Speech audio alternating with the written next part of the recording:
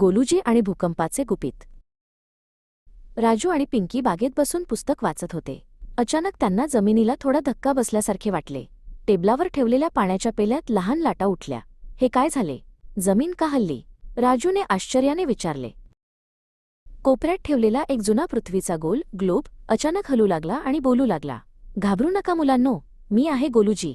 मी तुम्हाला सांगेन की आत्ता काय झाले, तो प्रेमळ आवाजात म्हणाला. पिंकीने विचारले, गोलूजी, जमीन अशी का हादरली?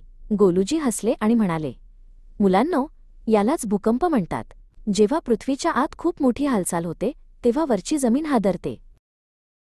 राजूने विचारले, पण जमीन तर खूप कडक असते, मग ती का हलते? गोलूजींनी समजावून सांगितले, आपली पृथ्वीवरून शांत दिसत असली तरी आतून ती खूप धगधगती आहे. पृथ्वीच्या अनेक थरांपैकी सर्वात वरचा थर म्हणजे कवच, क्रस्ट. हे कवच एका अखंड तुकड्याचे बनलेले नसते. गोलूजी पुढे म्हणाले, ते एखाद्या पझलसारख्या अनेक मोठ्या तुकड्यांनी बनलेले असते. या तुकड्यांना शास्त्रीय भाषेत टेक्टोनिक प्लेट्स म्हणतात.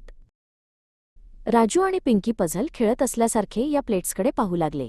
गोलूजी म्हणाले, या प्लेट्स जमिनीच्या आतील उष्णतेमुळे सतत अगदी हळूहळू सरकत असतात.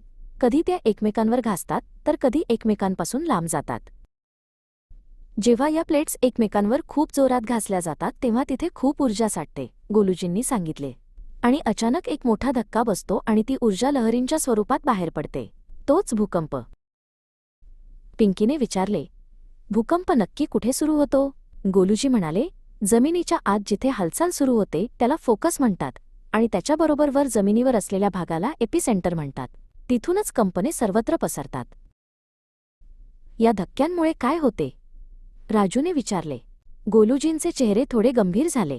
जर भूकंप मोठा असेल तर घरे हलतात, भिंतींना तडे जातात आणि कधीकधी जुन्या इमारती कोसळू शकतात. म्हणूनच आपण सावध राहायला हवे. मग आपण स्वतःला कसे वाचवायचे? राजूने विचारले. गोलूजी म्हणाले, नेहमी लक्षात ठेवा. खाली वाका, डोके झाका आणि धरून ठेवा. Drop, cover, hold on. एखादा मजबूत टेबल असेल तर त्याच्या खाली जाणे सर्वात सुरक्षित असते. तसेच घराबाहेर मोकळ्या जागी जाणे सर्वात चांगले, गोलूजींनी पिंकीला सांगितले. झाडे, विजेचे खांब आणि उंच इमारतींपासून लांब राहावे जेणेकरून आपल्यावर काही पडणार नाही.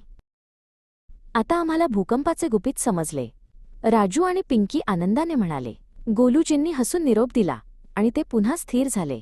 मुलांना आता पृथ्वीबद्दल अधिक आदर वाटू लागला होता.